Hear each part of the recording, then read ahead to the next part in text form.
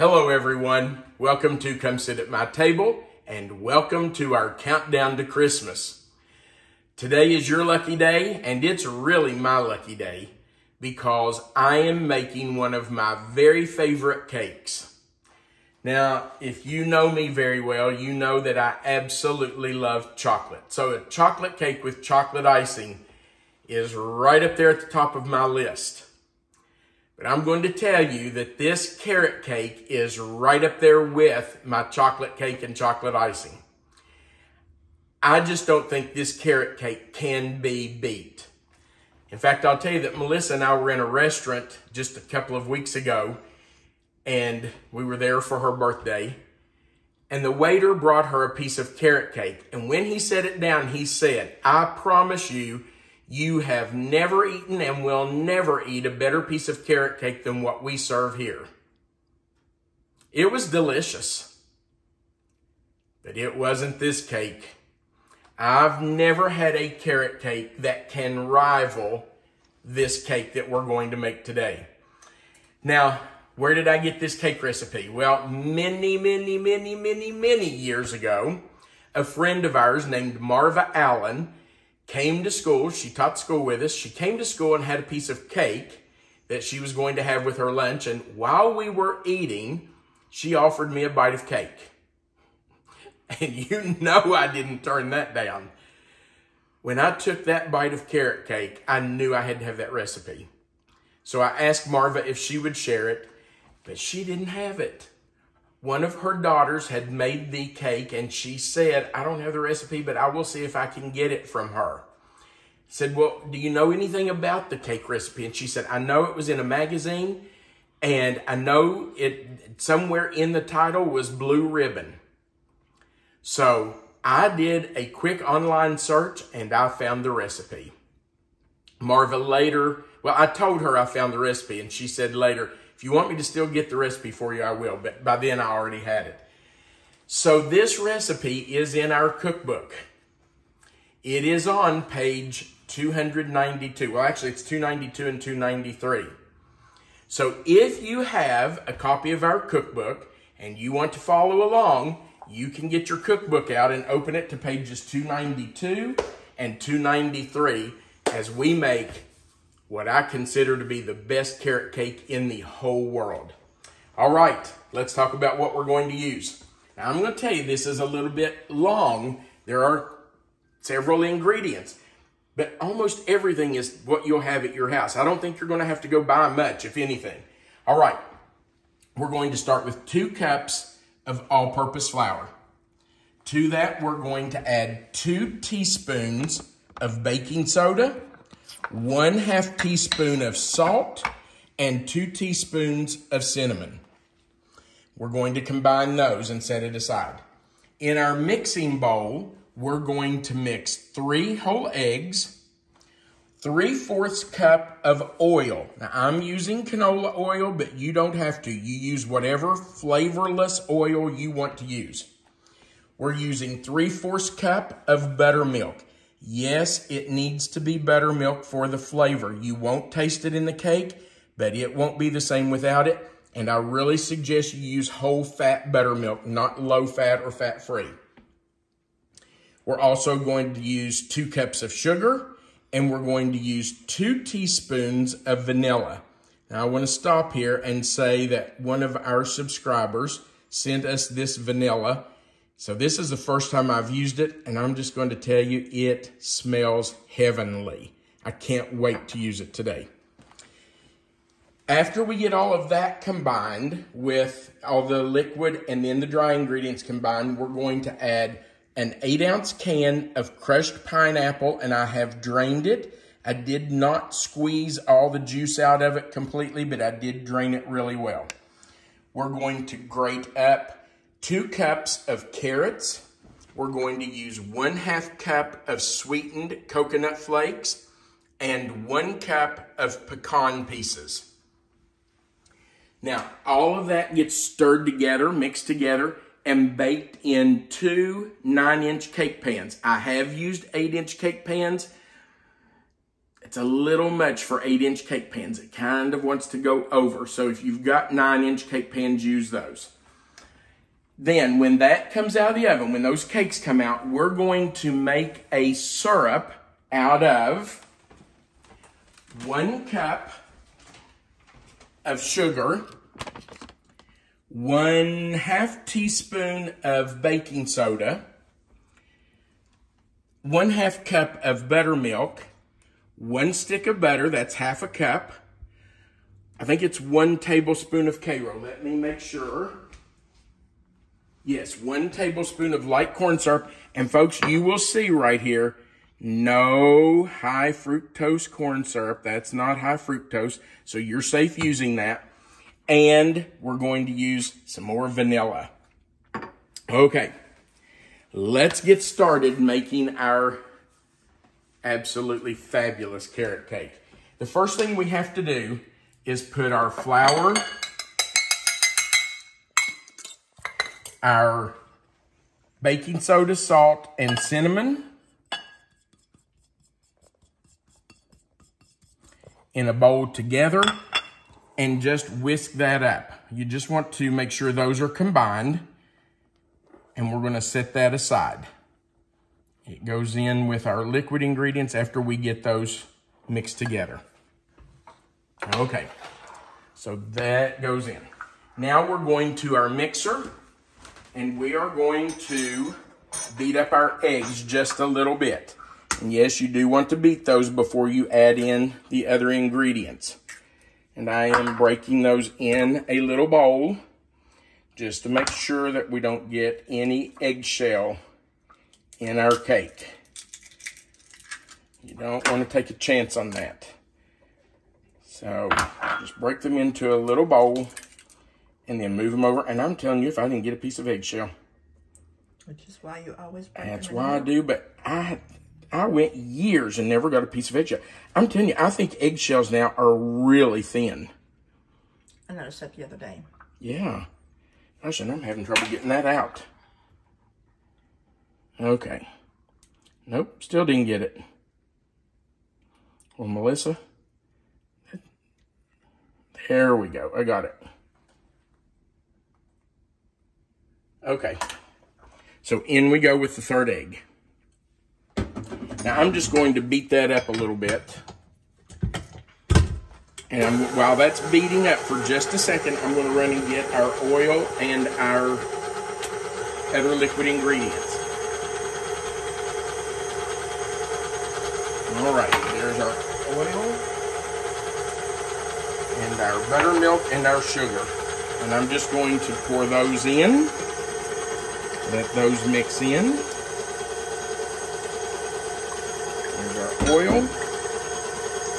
Turn that down just a hair. And there goes the buttermilk. Guys, I cannot emphasize enough how important it is to use whole buttermilk. And our sugar's going in. Now, I'm going to let that just mix together for a few minutes while I grate our carrots.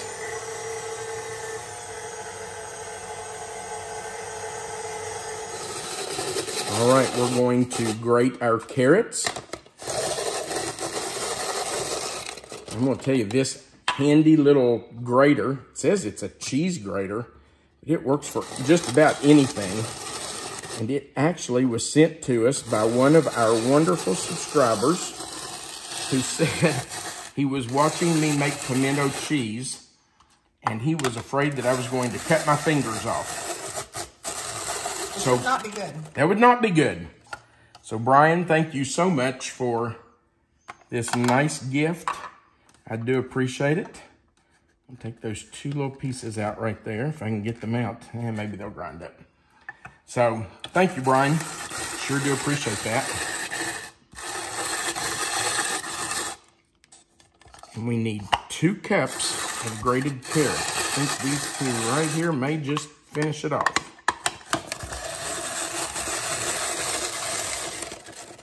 All right. That's it. 2 cups. Now, we need to go over, unlock this and move it. We're going to go over and mix in our dry ingredients. I'm just going to put part of that in, maybe about half of it. I'm going to use my shield.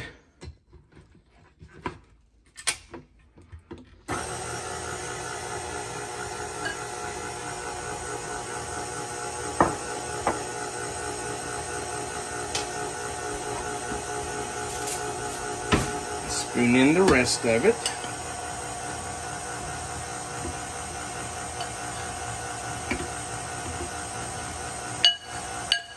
Let me tell you that I do usually start this recipe the night before I'm actually going to make it. I make sure I peel and wash my carrots. I break up the pecans. I get everything like that done the night before. And then it just makes it easier for me the morning that I'm going to make the cake. It's just a lot easier if I don't have to do everything on one day. Of course, you don't have to do that, but I just feel like it does make it easier. All right, now we're going to, you know what, I've got some flour up here. I'm gonna make sure all that gets down in there. A little bit on the side of the bowl too. I'll scrape that in just a minute. Now we're going to put in our carrots, our coconut. Get all those carrots out of there. Don't waste those. Okay. We'll put in our pineapple. And our pecans. And now we're just going to let those mix in for a few seconds.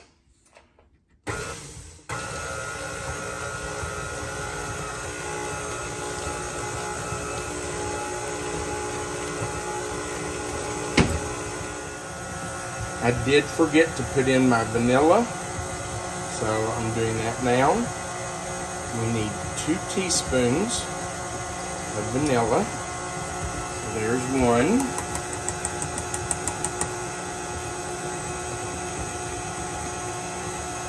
And 2. And it doesn't hurt a thing that it went in out of order. It's not going to hurt a thing. Better than not going in at all, right? That's right. And it wouldn't have gone in at all had it not been for Melissa. She remembered. Okay. I got a little bit that's running down the side there. You were going to scrape. Oh, yeah, I am going to scrape the sides. Okay, so I'm going to go right around here. Get everything down in there. And I want to make sure I scrape off my beater too, because I want to make sure all of that flour is down in there. Oh man, I wish people could have smell-o-vision. Love the smell of this cake. Okay, one more little twirl around, and I think we're ready. Okay, so let's clean off our beater, and we'll move to the cake pans. I am using cake strips on our cake pans. If you don't know what cake strips are and you bake cakes, I highly recommend you get these. Now, if you want to know exactly how they work, you can go back and look at our video from a few weeks ago for Melissa's birthday cake. I did cake strips on those pans and I explained it. Basically, it just keeps the edge of your cake from baking too fast and then making a big hump in the middle of your cake. It helps your whole cake to bake evenly so you have a flat top on the cake. But if you want to go back and watch Melissa's birthday cake video, you can see how I did those and hear me talk about why I use them. And you said chocolate cake was yours, but the yellow cake is my favorite. I know it is. But this carrot cake is right up there with it. You are right. We took this carrot cake to Melissa's grandmother's for Christmas years ago. And Melissa's cousin, Bob, was there. He went crazy for this cake. For years and years and years, we would hear, if you guys are coming for Christmas, don't forget the carrot cake. Now you've lined these. I did line them with parchment paper. I sprayed them with nonstick spray and then lined them with parchment paper. But Bob would remind us every year, don't come without the carrot cake. He really liked this cake. And I know why, because I do too. I understand it. Not much to not like about it. Can't think of a thing. Well, you know, there are people that think, ooh, carrot cake. Carrots in a cake. But I'm going to tell you, if you'll try it, you are going to love it. I guarantee that. In fact, we have friends that have said, oh, I don't like carrot cake. But when they try this one, they're like, hey, that's really good. That's not bad at all. I think the glaze that you're going to make to put on this in a minute really is the really key to making this super moist. I agree. I think that's a big part of it. Now, these go into a preheated 350-degree oven for 35 to 40 minutes. You'll just have to watch it. Our oven bakes fast. It's really hot. So I'll probably start watching them at about 30 minutes. You'll know it's done when you touch the center and it's firm. Do not overbake them. If you overbake it, it's going to be dry. And yes, we are going to put a glaze on it that will soak in, but you don't want to start with a dry cake. All right, we're going into the oven. Our cakes are out of the oven. They have been cooling for about 15 minutes. And I wanted to show you that our cake strips did their job. Look how nice and flat the top of our cakes turned out. Look at how nice and flat they are. Isn't that nice? Okay, so now we're going to make our buttermilk glaze. I am setting my vanilla over here by the cakes, so I don't forget to stir that in after our glaze has boiled. Nice so little tip. in our pan, we've already melted a stick of butter. I'm adding a cup of sugar, our baking soda, our buttermilk. I'm going to get all that out of there because we want all this glaze on those cakes.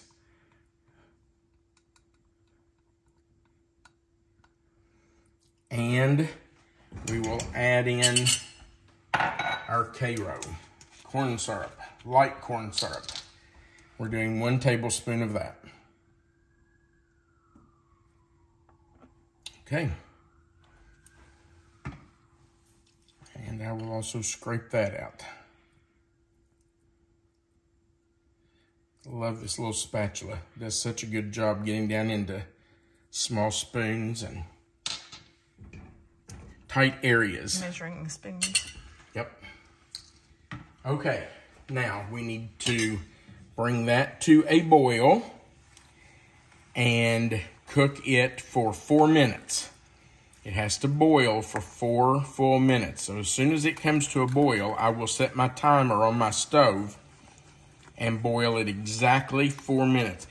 I'm using a small sauce pot that I probably should not have used. After I got it out and got the butter melted, I thought, that's a little small for this because it does kind of bubble up as it boils.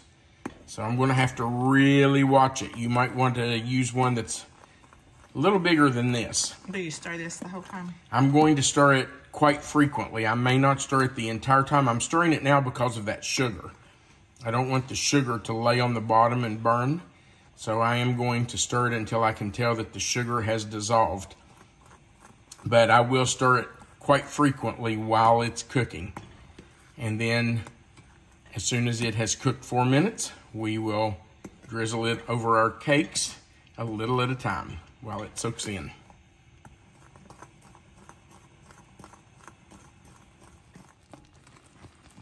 Our glaze has been boiling for almost 4 minutes.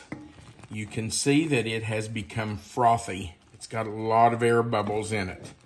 And the color is a very light caramel color. We can also see that you switch pots. I did. I should have had this bigger one to start with. Okay, turn my timer off. 4 minutes are up. And I'm going to move this over right here. And now I have to add my vanilla. We're adding 1 teaspoon of vanilla. And this is such nice vanilla. Okay, I'm gonna stir that in.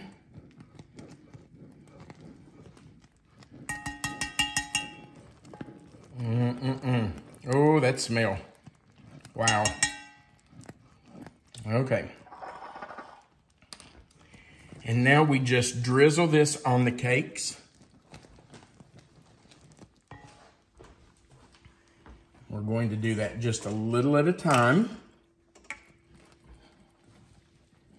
We won't put all this on at once. We'll do it in probably 2, 3, maybe 4 batches. I just take a spoonful. Try not to dribble it too bad. And I just pour it right on top of the cake.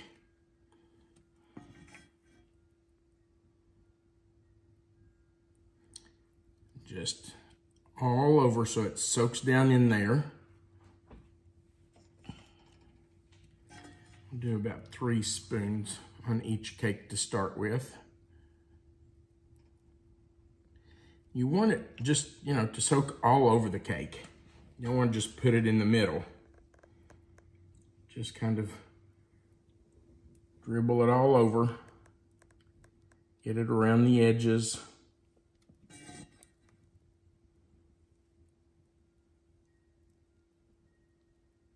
Some in the middle also.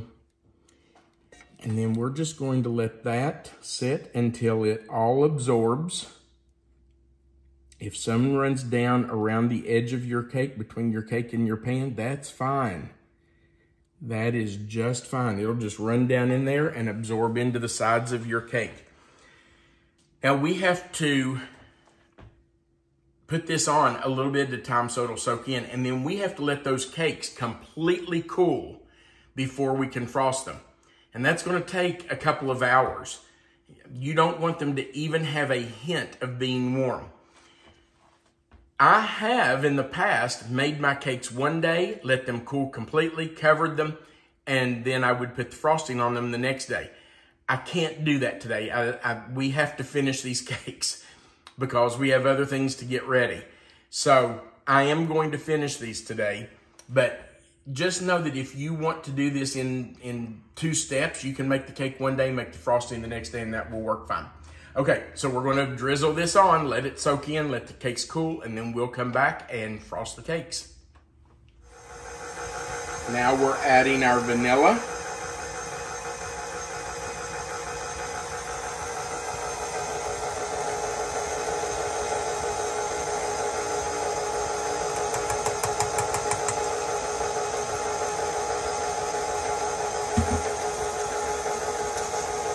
And we're going to add our cream cheese. No, our powdered sugar. It has been a long day, guys. We've even had company today while the cakes were cooling, which we loved. But Melissa and I are both tired. It's dark outside and it's getting late. All right, we're going to let this powdered sugar incorporate and mix with our other ingredients.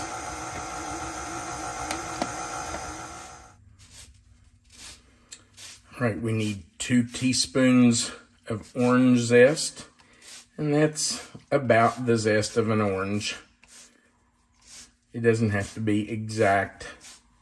That's pretty good. I'm just going to put that in. Now we're going to get some juice from our orange. We'll use 2 teaspoons of that orange juice.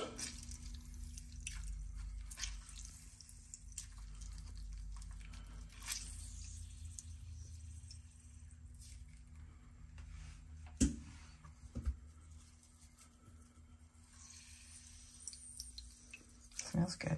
Smells wonderful, doesn't it? Okay. 2 teaspoons of that.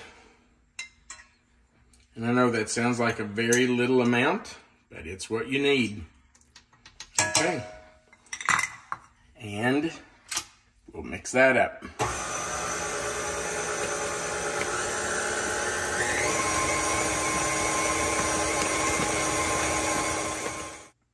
Now it's time to frost the cakes, put the icing on the cake. And I'm telling you, this orange cream cheese frosting is so good. It really is delicious. Don't be skimpy with it.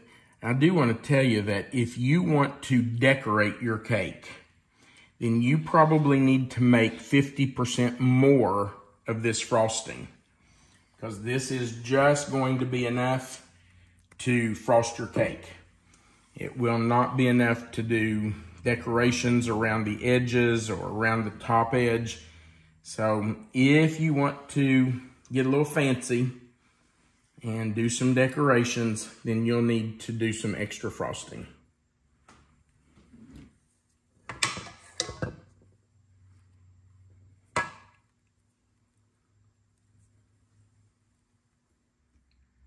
All right, we have our second layer on. And we are frosting the top. Grab some more here.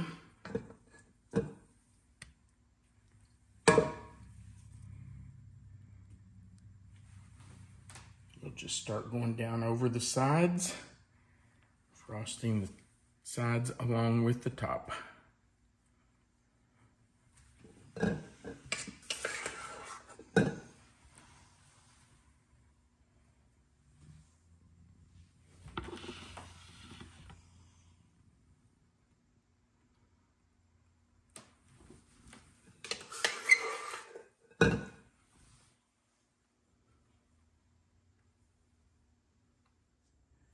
We have the icing on the cake, and it's pretty loose because our butter and cream cheese were at room temperature, and it needs to firm up just a little bit before we cut it.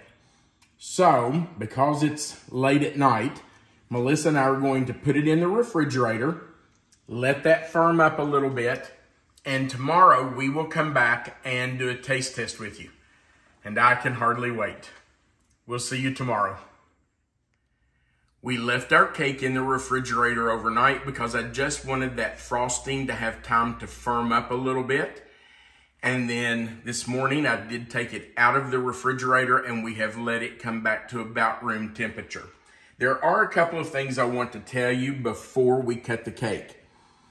First, if you want a thicker cake, you want something that's taller and not quite so big around, you can use an 8 or 8.5 inch cake pan. It will make your cakes a little thicker, so that will make a higher cake. I've done that many times. The only problem is that you do run a risk of it kind of going up and over the edge a little bit. But listen, I've used an 8 to 8.5 inch cake pan dozens of times with this cake, and it works fine. I like the 9 inch cake pan because I don't have to worry about it overflowing just a little bit. But if you use a 9 inch cake pan, your cake's not going to be quite as thick. The second thing I wanted to tell you was about the syrup. When you boil the glaze, you want to start that 4-minute timer as soon as you see it start to bubble around the edges. You don't want to boil it too long or it will turn into caramel. So start that timer when you see it just start to bubble, and boil it for only 4 minutes. Okay, that will allow it to soak into your cake a little better. All right, let's cut a piece. I don't know anybody who wants to eat a piece of this, but maybe we can find somebody who will sacrifice for it. Gee, it's gonna be tough to find somebody, but I think I found one. I know her. Okay, I'm going to clean off my knife before I do the second cut here.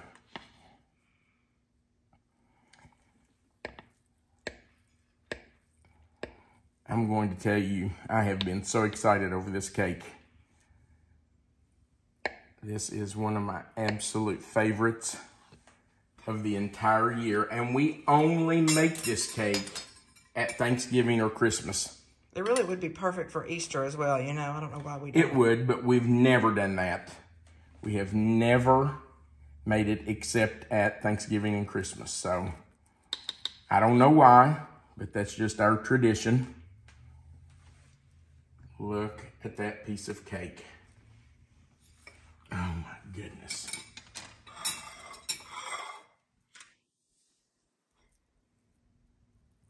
Isn't that really nice?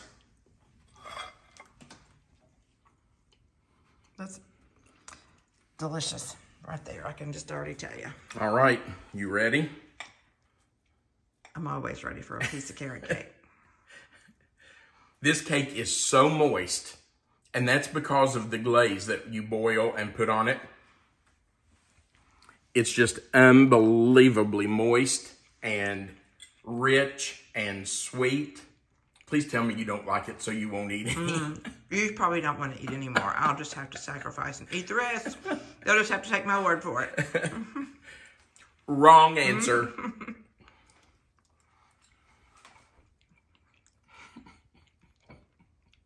It's just so moist. It's unbelievable. Well, it's because of that glaze. And putting it in the refrigerator overnight was a good call. Yeah, it does allow the icing to firm up some. Man, that's good. Our kids are coming, which is why I made this, because they absolutely love this cake. One of them requested it. Yeah, I know. It might have been Katie, but I don't know. It could have been Caroline too. They're both No, fans. they both did. They both asked if I would make it. I'm thinking we should hide it and tell them I just didn't have time. No, I'm kidding. I wouldn't do that to them. I made it for them. All right, thank you for watching our video. We really do appreciate it, and I really hope you will give this cake a try. I don't think you will ever find a homemade carrot cake that can beat this. It's fabulous. And you're sure not going to find one that's store-bought. No, absolutely not. So give it a try. And then let us know if you've tried it and what you think about it. Right under this video, there is a description box. You will see the title of this recipe, Blue Ribbon Carrot Cake. If you click in that box, it will expand. Melissa always puts the written recipe right there for you. Under that recipe will be a link to our cookbook. If you're interested in purchasing a copy, you can click that link. It will take you to the Amazon store where you can purchase our cookbook. Also, right under that, you will find our contact information. So if you want to send us a recipe or recipes for us to consider for our Sunday subscriber series, we would love to get those from you. We just ask that they be tried and true recipes, things that you've used for years that you and your family love. Also, right under this video, we would appreciate you clicking that like button and the subscribe button if you haven't done that before, and the little notification bell and the word all that's right beside of the subscribe button. Also, we really would appreciate if you'd click that share button and share this video on your own social media page. That just helps us get our videos out to your friends and family, and maybe they'll subscribe. That's how we grow our channel. We really do appreciate you doing that. Also, there's a place for you to leave a comment, and we love hearing from you. So please leave us a comment below. We'll try our best to respond to as many of those as we possibly can. Thank you again for watching our video. Remember, we're doing a Countdown to Christmas series, so we hope you'll come back tomorrow and watch our next video as we count down to Christmas. We want you to remember that you are always welcome to come sit at my table. Have a great day.